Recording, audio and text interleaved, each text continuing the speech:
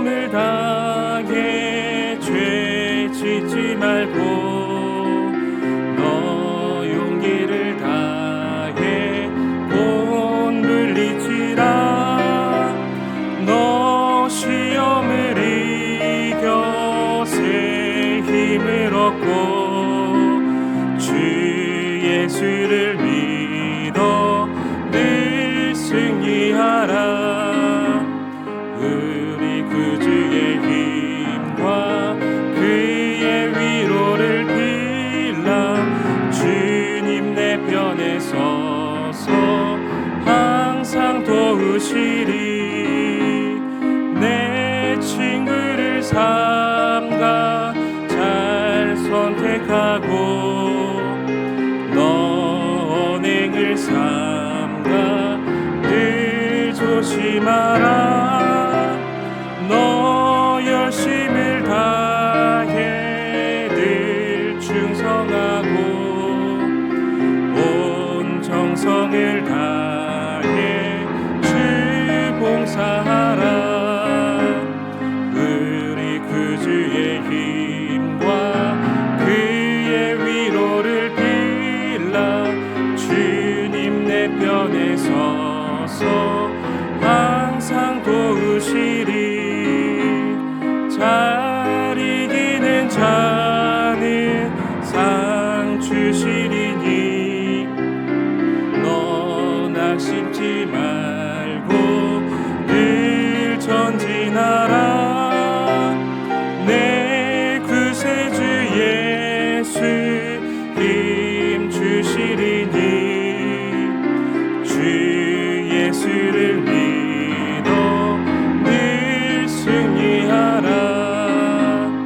우리 구주의 힘과 그의 위로를 빌라. 주님 내 편에 서서 항상 도우시리. 아멘. 오늘 우리에게 주신 말씀은 마가복음 7장 24절로 30절 말씀입니다. 신약성경 마가복음 7장 24절로 30절 말씀입니다. 제가 가진 성경 신약성경 66페이지입니다. 신약성경 66페이지 마가복음 7장 24절로 30절 말씀 우리 한 목소리로 합독하도록 하겠습니다. 시작. 예수께서 일어나사 거기를 떠나 두로 지방으로 가서 한 집에 들어가 아무도 모르게 하시려 하나 숨길 수 없더라. 이에 더러운 귀신 들린 어린 딸을 둔 한 여자가 예수의 소문을 듣고 곧 와서 그 발 아래 엎드리니 그 여자는 헬라인이요 수로보니게 족속이라. 자기 딸에게서 귀신 쫓아내 주시기를 간구하거늘 예수께서 이르시되 자녀로 먼저 배불리 먹게 할지니 자녀의 떡을 취하여 개들에게 던짐이 마땅치 아니하니라. 여자가 대답하여 이르되 주여 올소이다마는 상 아래 개들도 아이들이 먹던 부스러기를 먹나이다. 예수께서 이르시되 이 말을 하였으니 돌아가라. 귀신이 내 딸에게서 나갔느니라 하시매 여자가 집에 돌아가 본즉 아이가 침상에 누웠고 귀신이 나갔더라. 아멘. 오늘은 칭찬받는 믿음의 비결이라는 제목으로 하나님의 말씀을 전하도록 하겠습니다. 우리 마가복음은 수요일 날 말씀을 전하는 마가복음이죠. 마가복음 7장이 제가 전해야 되는 지난주 수요일 날 전해야 되는 말씀인데 오늘 전하게 되었습니다. 그리고 다음 주 돌아온 수요일도 또 마가복음 7장을 할 거예요. 오늘 말씀을 통해서 많은 은혜를 받으시기를 우리 주님의 이름으로 간절히 축원합니다. 선교대학원에서 이 교회 성장학을 배울 때 교수님께서 미국에 4가지 종류의 교회가 존재한다고 이야기를 하셨습니다. 이 4가지 종류의 교회란 첫 번째로 공동묘지와 같은 교회, 또 박물관 같은 교회, 극장 같은 교회, 그리고 잔치집 같은 교회가 있다고 하셨습니다. 먼저 공동묘지와 같은 교회는 마치 말 그대로 죽은 것과 같은 교회를 이야기하겠죠. 믿음의 활동이 죽어서 주중에는 교회의 문이 굳게 닫혀 있는 교회, 오직 교회 문은 주일 오전 예배 단 한 번만 열린다고 합니다.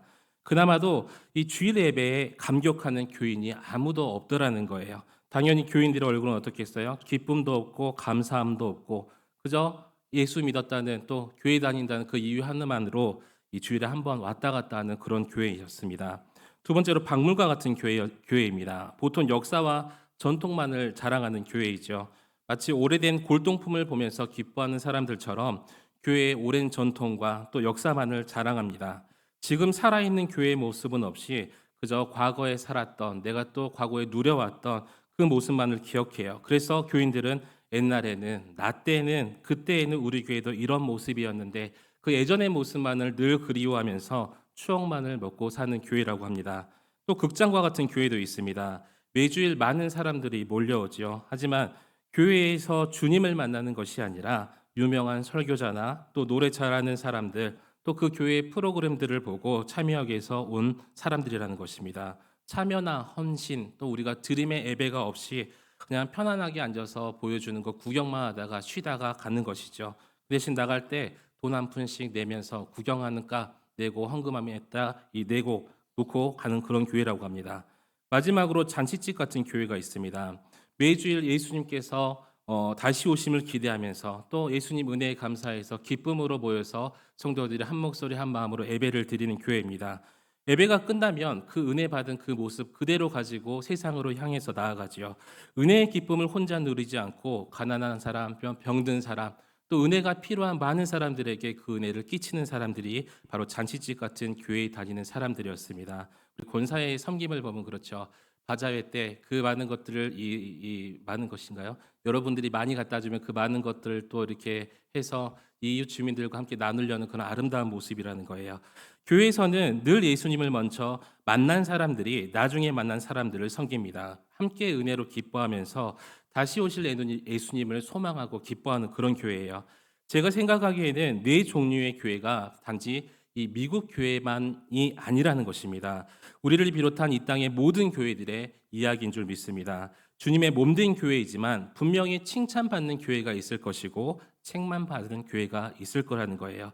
요한계시록에서도 2000년 전에 이 땅에 존재했던 7교회들이 등장을 하죠. 모두 주님의 교회였고 주님을 위해서 충성했다고 스스로 생각했지만 우리 주님의 평가는 달랐다는 것입니다.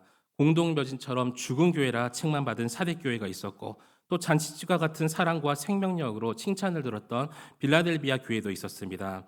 여러분 우리 환강교회는 잔치집 같은 이 사랑과 생명의 교회로 주님께 칭찬받는 귀한 교회가 되기를 우리 주님의 이름으로 간절히 축원합니다. 특별히 앞으로 이 소그룹 모임을 준비할 터인데 이 소그룹 모임을 우리가 기도로 잘 준비하여서 더욱더 하나님께 영광 돌리는 교회가 되어야 될 줄 믿습니다. 근데 주님은 이 땅의 교회만을 판단하시는 것이 아니었습니다. 교인도 판단하신다는 것이죠. 내가 평생 교회 다녔기 때문에 당연히 주님께 칭찬받는 것은 아니라는 거예요. 평생 한강교회 교인이었다는 이유로 오랜 세월 동안 이 교회를 섬겼다는 이유로 주님 앞에서 주님께 칭찬받지 못한다는 것입니다. 여러분 주일마다 열심히 교회에 나와서 예배드리고 신앙생활했다고 생각했는데 마지막에 주님께서 너는 누구냐라고 우리에게 물으신다면 그런 인생이 된다면 그 인생은 분명히 불행한 인생일 것입니다. 남들 쉴 때 쉬지 않고 주일마다 예배 드렸는데 놀러 가고 싶은 거 꾹 참고 예배 드렸는데 오지 않는 사람과 똑같이 취급을 받는다면 너는 누구냐? 불행한 인생이 된다는 거예요. 여러분 주님이 도무지 내가 너를 모른다 이 말씀을 듣는 인생이 아니라 여러분들을 향해서 우리가 주님을 만났을 때 얼싸안고 잘했다고 칭찬받는 저와 여러분 모두가 되시기를 우리 주님의 이름으로 간절히 축원합니다. 우리 옆 사람들과 한번 인사하실까요? 우리 주님께 꼭 칭찬을 들읍시다. 주님께 꼭 칭찬을 들읍시다. 한 번 더 인사하시겠습니다. 조금만 더 열심히 합시다. 여러분 기도 생활, 예배 생활, 말씀 생활, 헌신 생활, 전도 생활에 지금보다 조금 더 열심히 해야겠지요. 여러분 이왕 신앙생활하는 건 마땅히 주님께 칭찬을 들어야 된다는 거예요. 그런데 어떻게 하면 주님께 칭찬을 들을 수가 있을까요? 여러분 단지 내가 생각하는 대로 하는 것이 비결이 아니라는 거예요. 여러분 생각대로 지금껏 신앙생활 하고 계시잖아요. 그런데 이 가장 쉬운 것이 뭐냐면 성경에서 칭찬 들었던 그 교회, 그 사람들을 따라하기만 해도 우리가 칭찬받을 수가 있을 줄 믿습니다.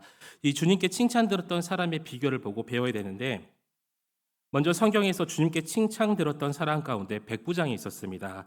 이 마태복음 8장에 로마 장교인 백부장이 하인의 중풍병을 위해서 예수님께 와서 간청을 하죠. 그때 예수님은 함께 백부장 집으로 가시려고 하셨을 때 백부장이 말씀만 하시면 내 하인이 낫겠다고 이렇게 믿음의 고백을 했습니다. 그때 주님께서는 백부장에게 이스라엘 중에서 이만한 믿음을 보지 못했다고 큰 칭찬을 해주시죠. 또 칭찬받는 사람이 본문의 여인입니다. 동일 본문이 마태복음 15장 28절에 예수님께서 이 여인을 향해서 내 믿음이 크도다라고 말씀을 하셨어요. 그런데 칭찬받은 백부장과 헬라 여인의 이 공통점이 있었다는 거예요. 바로 믿음이라는 것입니다. 따라합시다. 믿음. 그럼 주님께서 우리의 그 믿음을 보신다는 것입니다. 그리고 주님께서 그 믿음을 보시고 책망하시기도 하고 또 칭찬하시기도 한다는 거예요. 이 시간 여러분의 믿음이 주님께 칭찬받는 큰 믿음이 되어야 되고 그 믿음으로 인해서 하나님께 칭찬받고 또 교회 안에서 또 사람들에게 칭찬받을 수 있는 복된 인생 되시기를 우리 주님의 이름으로 간절히 축원합니다. 그렇다면 오늘 여인의 믿음은 어떤 믿음이었기 때문에 주님께 칭찬을 받았을까요? 첫 번째로 외적인 조건을 극복하는 믿음이었습니다. 본문의 여인에게 주어진 외적인 조건은 예수 믿을 만한 좋은 조건이 아니었습니다. 그러나 여인은 이 모든 것 조건을 극복하고 주님을 만나서 또 주님을 믿었지요. 우리 26절 말씀 함께 읽도록 하겠습니다. 시작. 그 여자는 헬라인이요 수로보니게 족속이라 자기 딸에게 귀신 내쫓아 주시기를 간구하거늘. 아멘. 이 당시 세계는 로마가 통치했지만 문화는 헬라 문화가 유행했었습니다. 그래서 이스라엘 사람들은 자신을 뺀 그 다른 사람들, 이 모든 사람들을 헬라인 이렇게 불렀었는데 오늘 본문의 여인은 헬라인이며 수로보니게 족속이라는 거예요. 오늘날 시리아 지역의 베니게 사람을 말하고 있습니다. 예수님께서 갈릴리에서 52km 떨어진 이스라엘 북쪽 이 두로 지역으로 가시죠. 오늘날 레바논 지역으로 당시 두로와 시돈 지역을 말하고 있습니다. 이 두로와 시돈은 이스라엘 접경 지역이었지만 서로 민족적으로 좋은 감정을 지니진 않았어요. 이스라엘 사람들은 이방인들을 멸시했고 특히 북쪽 이방인들을 미워했습니다. 지금 마치 한일 관계 같은 그런 관계였어요. 그래서 이스라엘 사람들은 두로 지역의 사람들을 배척하고 어둠의 땅으로 여기고 또 그들을 미워했습니다. 얼마나 미워했던지 그들을 향해서 이렇게 개라는 표현을 했었습니다. 인간에게 가장 가까운 동물이 우리가 개라고 말하지만 가장 격한 욕에는 늘 개라는 단어가 들어가죠. 이스라엘에도 이 최고의 모욕으로 개를 비유하면서 말하는 이런 문화가 있었습니다. 당시 이스라엘 사람들의 증오의 대상이었던 이 두로 지방 여인에게 당연히 복음을 접할 기회도 적었었습니다.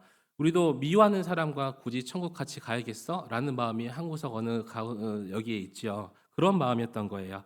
주님께서 원수를 사랑하라고 분명히 말씀하셨는데 원수를 전도했다는 분은 저는 여전히 만나본 적이 없습니다. 혹시 원수를 전도해 본 적 있으세요?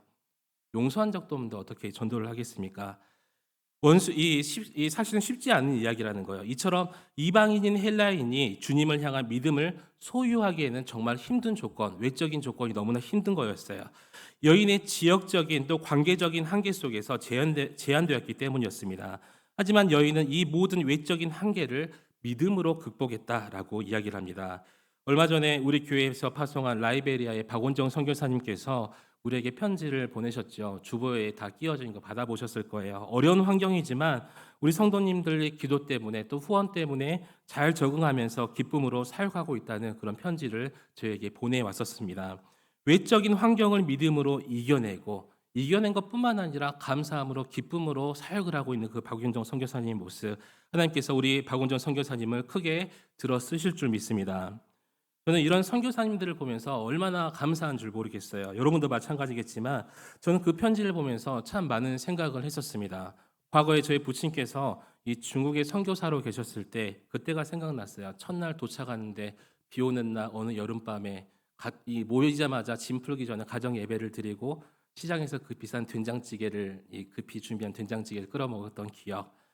그때에는 이 과거 중국의 개방화 물결로 복음화를 이루고 중국 전 지역의 교회들이 세워지는 그런 시기였습니다. 정말 복음화가 많이 됐었어요. 놀랍게 이 은혜 가운데 세운 교회마다 부흥의 역사가 성령의 역사가 일어났었습니다. 이 중국인 가운데 5천만이라는 지금의 대한민국 인구수만큼 그 사람들이 예수를 믿는 역사가 일어났고요. 그런데 몇 년 전부터 중국 공산당 이 시진핑이 기독교를 무소화하기 시작했어요. 너무나 기하급수적으로 증가하니까 머지않아 8천만 명의 중국 공산당원보다 기독교인이 더 많아지는 이런 사태를 바라보게 된 거예요. 중국 기독교인들의 수가 더 많아질 것으로 예측을 했던 것입니다. 선교학자들은 2020년대 중반 이쯤 되면은 중국의 이 기독교 인구수가 1억이 넘을 거라 그렇게 예상을 하고 있었던 그런 시기였습니다. 그래서 중국 공산당이 이 중국에 있는 많은 교회들을 탄압하기 시작을 했죠. 교회에서 십자가를 띄게 하고 십자가 대신 시진핑 주석의 이 사진을 걸게 했고요. 선교사님들을 추방하고 교인들을 감옥에 보냈습니다. 이 중국의 외적인 조건은 더 이상 예수 믿는 사람들이 존재할 수 없는, 또 예수 믿기 힘든 그런 환경이 되어버렸다는 것이죠. 놀라운 사실은 지하 교회가 핍박을 받으면 받을수록 더욱더 늘어나고 있다는 거예요. 핍박을 받고 고통을 받으면 받을수록 더 많은 잃어버린 영혼들이 주님께 나오려는 몸부림과 움직임을 보여주고 있다는 것입니다. 예수님이 십자가에서 죽으시고 또 바울이 로마 네로 황제 앞에서 순교했을 때 많은 사람들은 더 이상 내가 예수 믿기 이 좋은 조건들이 사라져 버렸어. 믿음의 구심축이었던 바울이 죽었으니까 분명히 그런 마음들을 마음속에 품었을 것입니다. 더 이상 기독교의 복음이 전해질 수 없는 조건이기 때문에 복음과 교회는 사라질 것이다. 이건 한때의 유행일 뿐이라고 생각했을 것입니다. 복음이 전해질 수 있는 외적인 조건이 아무것도 없어 보였기 때문이죠. 그런데 놀라운 사실은 사라지고 막힐 것 같은 복음은 어떤 외적인 장애에도 흔들리지 않았음을 여러분 믿으시기 바랍니다. 오히려 더 강력한 역사를 일으키기 시작했어요. 예루살렘과 유다와 사마리아 땅을 넘어서 그 잔인한 로마 제국을 휩쓸어 버린 것이 바로 복음이라는 거예요. 313년 콘스탄틴 황제 때는 기독교가 로마의 국교로 선포되고 이제는 로마를 넘어서 유럽과 미주 그리고 아시아와 대한민국까지 복음이 전해졌다는 것입니다. 그리고 지금은 이 대한민국을 통해서 다시 예루살렘과 중동으로 머나먼 땅 라이베리아까지 또 이 복음이 전해지고 있습니다. 여러분, 사람들은 환경과 조건을 보고 불가능하다고 이야기하고 또 더 이상 소망이 없어라고 이야기합니다. 어차피 해도 안 될 거라고 이야기를 해요. 그래서 전도 안 하시고 계시잖아요. 그래서 시작해 보시지 않고 그냥 포기한다는 거예요. 그러나 주님은 그 환경과 조건을 넘어서 그 믿음을, 그 환경과 조건을 넘어서는 믿음을 우리에게 요구하신다는 것입니다. 여러분, 믿음으로 외적인 이 조건과 환경을 극복할 수 있는 저와 여러분 되시기를 우리 주님의 이름으로 간절히 축원합니다. 사람들은 물질의 조건이 또 좋고 환경의 조건이 좋으며 지리적 이 역학적으로 조건이 좋아야 성공한다라고 이야기를 하죠. 심지어 신앙도 세상의 외적인 조건이 필수라고 생각을 합니다. 그러나 주님은 그 조건까지 넘어서라고 말씀하십니다. 아무리 열악한 조건이며 불리한 조건이라도 세상 환경에 의지하는 것이 아니라 주님을 믿고 주님만을 따르라고 말씀하십니다. 여러분, 우리는 종종 지금의 조건은 열심히 신앙생활을 할 수 없는 조건이라고 생각할 때가 많이 있죠. 그래서 나중에 좋아지고 환경이 개선되면 그때 열심히 신앙생활 하겠다라고 말할 때가 많이 있습니다. 조금만 더 건강해지면 기도하고 조금만 더 부자 되면 헌신한다고 말을 합니다. 내 자녀가 더 크고 또 내가 성공하며 그때는 정말 목숨 바쳐서 헌신하겠다라고 다짐을 하죠. 그러나 주님은 지금 여러분의 믿음을 보고 또 원하시고 계신다는 거예요. 환경과 조건까지 넘어서 여러분의 결단을 원하시고 계십니다. 여러분, 지금 어렵고 힘들수록 여러분의 문제와 환경의 조건으로 주님을 더 깊게 만나면서 주님께 더욱더 가까이 나아갈 수 있기를 우리 주님의 이름으로 간절히 축원합니다. 세상에서 내가 가진 것을 보고 안 될 조건이라고 세상은 우리에게 말을 하죠. 그러나 주님은 그 조건까지도 우리에게 은혜 주시려고 그 아역한 조건들을 우리에게 기회라고 말씀하십니다. 여러분, 오직 주님만을 신뢰하며 믿음으로 승리해야 돼요. 이방 여인이 불리한 태생 조건을 가졌음에도 불구하고 예수 그리스도를 바라보았듯이 우리도 그런 믿음을 가져야 될 줄 믿습니다. 여인은 믿음으로 주님께 나가죠. 불리한 조건들이었어요. 태생적인 조건, 또 여인이었고 이 믿음으로 주님께 나아갔을 때 그 자체가 바로 축복의 첫걸음임을 여러분 믿으시기 바랍니다. 여러분, 어떠한 삶의 힘든 조건에서도 오직 믿음으로 주님께 나가서 큰 믿음으로 칭찬받고 승리하며 나아갈 수 있기를 우리 주님의 이름으로 다시 한번 축원합니다. 두 번째로 내적 편견을 이겨내는 믿음입니다. 여인의 외적 조건은 좋지 않았죠. 그러나 그는 주님께 그 모든 외적인 조건을 극복하고 믿음으로 나아갔습니다. 그리고 이 자신의 귀신 들린 딸을 고쳐달라고 예수님께 요청했습니다. 그런데 예수님은 이 여인에게 이렇게 말하죠. 27절 말씀 함께 읽도록 하겠습니다. 시작. 예수께서 이르시되 자녀로 먼저 배불리 먹게 할지니 자녀의 떡을 취하여 개들에게 던짐이 마땅치 아니하니라. 아멘. 예수님의 말씀은 거절이었습니다. 아니 그냥 거절하신 게 아니라 모욕에 가까운 거절을 하셨어요. 만약 다른 사람에게 이런 답변을 들었다면 아마 흥분했을 것입니다. 왜냐하면 여인과 그녀의 사랑하는 딸을 개로 여기고 그렇게 말을 했기 때문입니다. 감정적으로 참을 수 없는 모욕이죠. 감정적 편견에 분노할 수밖에 없는 그런 상황입니다. 지금 주님께서 이방인에 대해서 편견적인 단어를 사용하고 있기 때문입니다. 여러분, 사람들이 힘들어하는 것 중에 하나가 바로 편견이라는 거예요. 이 사람이 나를 이렇게 생각하지 않을까? 또 나는 이렇게 바라보지 않을까? 그런데 편견에서도 감정적인 편견은 사람들을 실망하게 만들고요, 절망하게 만들고 낙담하게 만들어요. 아무리 열심히 하고 아무리 열심히 노력해도 누군가에게 그 편견 어린 시선과 말을 듣는다면 얼마나 마음이 힘들겠습니까? 이 명절 이번에 혹시 잘 보내고 오셨습니까? 명절 기쁨으로 잘 보내셨을 거라고 또 저는 믿고 있는데, 그런 와중에서도 믿는 사람, 믿지 않는 사람 똑같이 이 고부 간의 갈등, 또 이 자녀와 부모의 갈등, 여러 가지 갈등을 좀 치르는 게 또 명절인 것 같기도 해요. 우리나라의 가장 큰 감정적 갈등이 고부 간의 갈등이라고 이야기를 합니다. 이 한번 갈등이 시작되면 어떤 방법으로도 이 갈등이라는 게 고부 간에는 잘 풀리지 않는다고 해요. 어느 믿음 좋은 며느리와 예수님을 믿지 않는 시어머니가 있었습니다. 믿음 좋으신 분이 며느리예요. 그런데 시어머니는 시집 온 날부터 이 며느리를 미워했어요. 저는 항상 하는 말이 여자들이 문제다. 저는 항상 이렇게 생각을 하는데, 자신의 잘난 아들을 뺏어갔다고 이렇게 생각을 하셨던 거예요. 시어머니는 항상 며느리를 핍박했고 미워했습니다. 그런데 이 예수 잘 믿는 며느리는 그런 시어머니를 위해서 늘 눈물로 기도를 했다고 해요. 특별히 찬송가 342장 너 시험을 당해 죄 짓지 말고, 우리가 말씀 전에 불렀던 찬양인데, 342장 너 시험을 당해 죄 짓지 말고 이 찬송을 하면서 위로를 받으면서 시어머니를 향해서 계속 기도를 했었습니다. 어느 날 며느리 교회 구역원들이 함께 시어머니에게 전도하려고 그 시어머니 집을 찾아왔어요. 그리고 시어머니에게 이 며느리가 교회에서 눈물로 시어머니를 위해서 그렇게 기도한다, 그리고 찬송한다라고 시어머니에게 며느리 칭찬을 좀 해줬어요. 그러자 시어머니가 며느리가 모두 다 이 내숭 떠는 거 사실은 집에서 안 그런데 교회 가서 그렇게 내숭 떤다라고 이야기를 하시는 거예요. 며느리가 늘 방에서 혼자 노래를 부르는데 매일 시어머니를 이겨버린다고 노래를 부르고 있다는 것입니다. 구역원들이 깜짝 놀라서 이 시어머니에게 도대체 어떤 노래를 부르냐고 이 시어머니께 물어봤어요. 같이 한번 불러볼까요? 시작. 너 시험일 당해 죄 짓지 말고 너 용기를 다해 늘 물리쳐라. 너 시험일 이겨 새 힘을 얻고. 아멘. 아멘이 아니죠. 이렇게 매일 노래를 부르니까, 그러니까 악한 마음이, 그러니까 며느리를 미워하는 마음이 있으니까 그게 이제 시어머니 이렇게 들렸던 거예요. 시어머니는 며느리가 얼마나 미웠는지 찬송가의 이 시험이란 단어가 시어머니로 들렸던 것입니다. 여러분, 사람과의 관계에서 이렇게 편견이라는 게 힘든 것 같아요. 잘 알지는 못하는데 그냥 저 사람은 분명히 저럴 것이라고 우리 또한 판단하는 이 습성이 있습니다. 10번 잘했어도 편견으로 여겼던 사람은 한 번만 실수하면 뭐라고 생각하냐면 역시 저 사람은 그래. 저 사람 그럴 줄 알았어. 이렇게 비난을 하죠. 그래서 이 편견이라는 것은 쉽게 바뀌지 않는다는 것입니다. 한 번 편견이 사람에게 인식되면 벗어날 방법이 없어요. 만약 예수님께서도 이 여인에 대한 편견을 가졌다면 여인의 믿음은 여기서 끝났을 것입니다. 주님은 곧 여인에게 칭찬하지 않았을 것이죠. 그러나 주님은 이 이방 여인에 대해서 편견을 갖지 않았다는 거예요.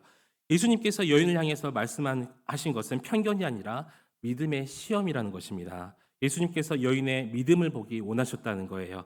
여러분, 주님은 우리를 더 단단한 믿음의 자녀로 삼기 위해서, 성장시키기 위해서 종종 시험을 허락하실 것입니다.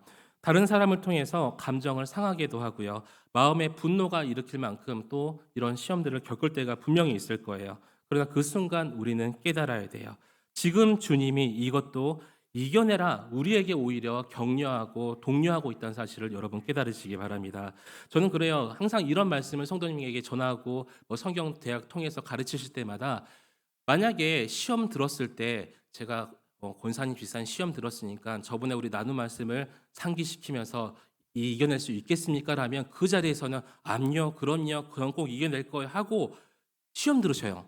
그래서 제가 이 말씀 기억나시죠? 하면은 그런데요, 그게 쉽지가 않더라고요 하면서 다 한 번씩 우리가 겪어봤던 내용인 것 같아요.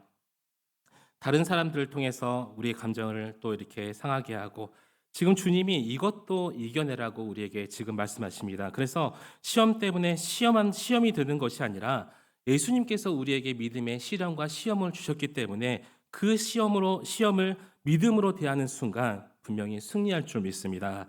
세상 사람들이 외적인 환경을 극복하기 쉽진 않죠. 그래서 사람들은 환경을 이겨낸 사람들을 보면서 외적인 환경을 이겨낸 사람들을 보면서 개천에서 용났다 이런 표현을 썼었습니다.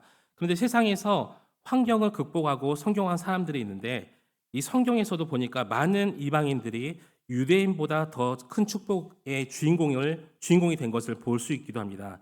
여리고성의 기생 라합, 또 모압 여인 롯, 사르밧 과부들 그런 인물들이 다 성공한 여인들이죠. 그런데 외적인 조건을 이기는 것보다 훨씬 어려운 것은 감정의 편견을 이긴다는 거예요. 여러분 진짜 믿음은 우리의 감정까지 이겨내는 것임을 여러분 믿으시기 바랍니다. 오늘 기분이 좋아서 믿음이 더 좋아진 것 같고 내일 내 아이 기분이 나쁘기 때문에 믿음이 더 안 좋아지고 이런 사람들이 있습니다. 그 사람들은 무엇이냐면 환경은 극복했을지라도 나의 감정, 나의 편견들은 극복하지 못한 사람들이란 거예요. 여러분 진짜 믿음은 감정까지 극복하는 믿음인 줄 알고 주님께서 기뻐하시는 그 믿음, 내가 기쁠 때나 슬플 때나 오직 주님 때문에 그 모든 것을 이겨낼 수 있는 그런 찬송하며 감사하며 나아갈 수 있는 믿음이라는 거예요. 남들이 무슨 말을 하든 무슨 평가를 하든 그게 중요한 게 아니라는 것입니다. 주님이 아시기 때문이라는 것이죠. 여러분 모든 감정까지 믿음으로 이겨내면서 주님께서 주시는 그 시련, 때로는 외부에서 오는 그 시련들, 시험들 다 이겨내면서 주님 앞에 칭찬 들을 수 있는 귀한 한강교회 성도님들 되시기를 우리 주님의 이름으로 간절히 축원합니다. 세 번째로 오직 은혜만을 구하는 믿음을 말씀하고 있습니다. 주님은 여인에게 감정을 낙심케 하는 말씀을 하셨죠. 그런데 주님의 음성을 듣고 여인이 다시 한번 은혜를 구합니다. 우리 28절 말씀 함께 읽도록 하겠습니다. 시작.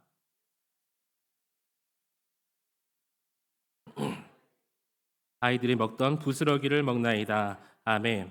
어떤 사람들은 여인에게 자존심도 없냐라고 말할지도 모릅니다. 여러분들에게 그래 너는 자존심도 없어라고 또 이야기할 수도 있어요. 그러나 여인은 주님을 신뢰하면서 오직 은혜만을 구했다는 것이죠. 어려운 환경 속, 안 좋은 환경 속, 또 이런 환경 속에서도 은혜만을 구했다는 거예요. 여러분 오늘날에도 자존심 때문에 은혜 받지 못하는 사람들이 허다합니다. 상처받아서 나 교회 떠나야겠어. 얼마나 많이 보셨어요. 저도 마찬가지예요. 상처받으면 하기 싫고 안 했으면 좋겠어요. 이런 마음들이 있다는 거예요. 돈이 없어서 자존심이 상해서 신앙생활을 못 하겠다. 그래서 숨어 계시는 분들도 있어요. 누군가의 기도 내용이 자신의 이 내용을 저격하는 그런 내용이라면서 혼자 삐지셔가지고 또 믿음 생활 접으시는 분도 있습니다. 그 자존심을 상해서 교회 생활, 신앙생활 못 하시겠대요. 강단의 설교 말씀이 내 이야기 같다. 또 어떤 권사가 또 목사님한테 이야기했네라고 하면서 그렇게 여기신 분도 있어요. 자존심 상해서 은혜 받지 못한다고 이야기를 합니다. 그런데 여인은 사람이 아닌 주님만을 바라보면서 주님의 은혜만을 간구했었습니다. 여인은 주님의 말씀을 거절로 듣지 않았다는 거예요. 자녀를 먼저 먹게 하신다는 주님 말씀에 오히려 더 소망을 가졌어요. 이스라엘에게 먼저 은혜를 주시지만 이방인에게도 은혜 주실 것이라는 확신을 가졌다는 것입니다. 그래서 주님이 그렇게 말씀하셨음에도 불구하고 주님만을 붙잡았습니다. 여러분 성도는 오직 주님의 말씀을 붙잡고 살아가는 사람임을 여러분 믿으시기 바랍니다. 오늘 집사님이 꿈에서 천국을 가셨어요. 꿈에서 가셨어요. 얼마나 좋은지 황홀하게 했어요. 황홀하기만 했어요. 여러분들도 꿈속에서 한 번씩 다 가보셨잖아요. 얼마나 기분이 좋은지 예수님은 안 보이시더라고요, 잘. 근데 저 멀리 예수님이 보이는 거예요. 이 집사님이 달려가서 예수님께 인사하려고 하는데 도대체 예수님이란 단어가 떠오르지 않더래요. 그래서 주님을 향해서 일단 달려가야 되니까 달려가서 인사하면서 안으면서 엉겹결에 이렇게 말씀을 했다고 합니다. 말씀 많이 들었습니다. 말씀 많이 들었습니다. 이름이 생각 안 나니까 어쩌겠어요. 네, 다 같이 따라하십시다. 예수님께 집중합시다. 예. 은혜 받는 사람들의 특징이에요. 예수님께 집중하는 거. 바로 은혜의 사람들은 예수님께 집중해서 그 주시는 말씀을 붙잡는 사람이라는 거예요. 그리고 그 말씀에 대한 사랑과 이 말씀이 주시는 그 능력과 은혜 때문에 우리의 행동과 우리의 말 속에서 그 능력들이 뻗쳐나오게 된다는 것입니다. 여러분, 내가 은혜 받았는지 받지 않았는지 얼마나 많이 아느냐가 중요한 게 아니라 내가 받은 말씀처럼 은혜 받은 삶을 얼마나 내가 드러낼 수 있으며 증거하느냐의 정도라는 거예요. 그래서 진짜 은혜 받은 사람들은 말씀을 붙잡고 말씀을 살아내며 많은 열매를 맺는 사람들이라는 것입니다. 그리고 은혜 받은 증거로서 말씀에 대한 사랑이 나타나기 시작하죠. 저도 이제 전임 사역 10년 차 돼가는데 2명이 있는 강단에서부터 많게는 한 300명 정도까지 있는 강단에서 뭐 어떤 목사님들 몇천 명 있는 데서 설교하셨겠지만 저는 한 300명까지 설교해봤던 것 같아요. 그런데 말씀을 전하다가 이렇게 성도님들 얼굴 쑥 살펴보면 지금 한 분도 안 줄고 계세요. 감사합니다. 살펴보면요, 은혜 받으신 분들의 표정이 있고요. 그냥 죄송해요. 그냥 그렇게 왔다 가시는 분들이 있어요. 올라 보시면 아세요. 근데 그렇게 말씀을 강단에 전하다 보면 이렇게 말씀을 사모하는 사람들의 표정과 이게 느껴진다는 거예요. 한강교회가 바로 그런 교회인 줄 믿습니다. 뒤에 한번 돌려보세요. 한 명도 조시는 분 없이 말씀을 사모하면서 바라보고 있습니다. 그 교회의 말씀에 대한 사모함이 바로 여러분 스스로가 전율로 느껴지실 때가 있을 거예요. 여러분, 말씀의 사모함을 가진 그것이 바로 은혜라는 것을 또한 깨달으시기 바랍니다. 은혜를 사모하는 자, 말씀처럼 말씀을 사모하는 자, 또 그 말씀을 살아내는 자, 우리가 그렇게 살아야 될 줄 믿습니다.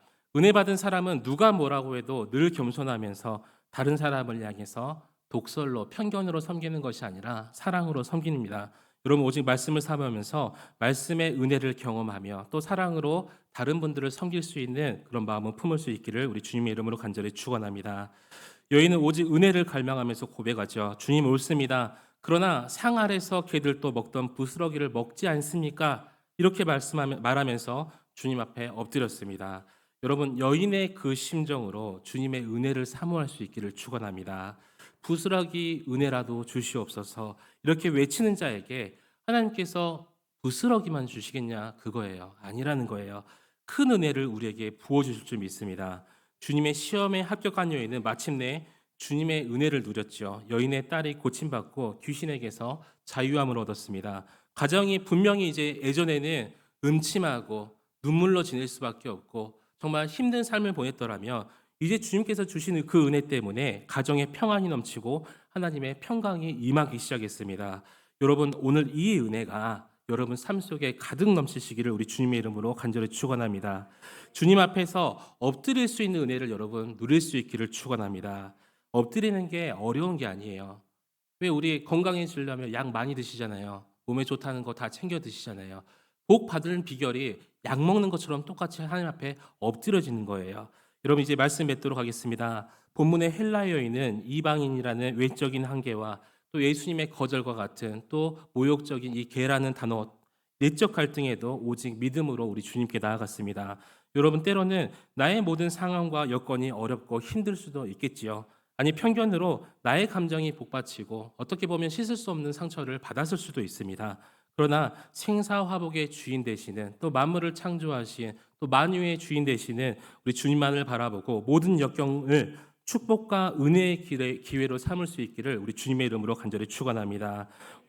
오직 주님께 더 가까이 나아가 주님께 엎드리며 승리의 주인공이 저와 여러분 되시기를 우리 주님의 이름으로 간절히 축원합니다. 이 시간 다 함께 기도하기 원합니다. 하나님, 나의 어떠한 환경 속에서도 주님만을 바라볼 수 있는 귀한 믿음 우리에게 허락해 달라고, 또 나의 내적인 편견 또 이런 것 때문에 힘들어하는 것이 아니라 그것마저 극복해낼 수 있는 믿음의 사람 되게 해달라고, 그래서 오직 주님의 은혜만을 붙잡게 해달라고 주님의 이름을 한번 간절히 부르짖고 기도하며 나아가십시다. 주여